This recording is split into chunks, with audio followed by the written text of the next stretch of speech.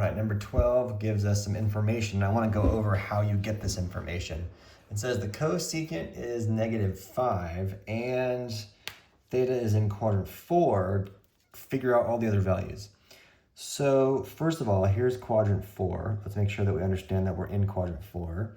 The angle that I'm looking at is right here. So that's going to be my reference angle theta. And it's telling me that the cosecant is -5. So what you have to do is use your reciprocal identities and understand that if the cosecant is -5, that means that the sine is -1/5, -1/5. So that is going to be this guy. So that's already -1/5. This one's -5. So we can already fill in those two of our problem, right? Now, how do I decorate the picture? Sine is opposite over hypotenuse. So this has to be the -1, and this has to be the 5, because the hypotenuse is not allowed to be the negative value. And if I think about it, if I get to this spot, I go over to the right and then down 1. So therefore, this makes sense that this side is going to be the -1. The hypotenuse is 5.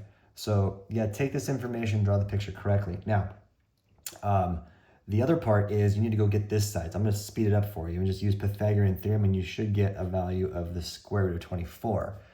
Just take a squared plus b squared equals c squared, do the algebra, and you should be able to get that. Now that you have all this information, you have the picture, you can just easily fill in the information below, right?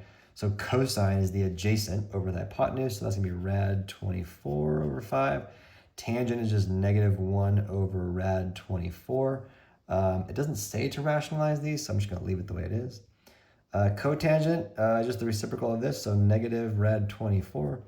And this is going to be 5 over rad 24. All right, that's how you do it. The picture is the key to that problem.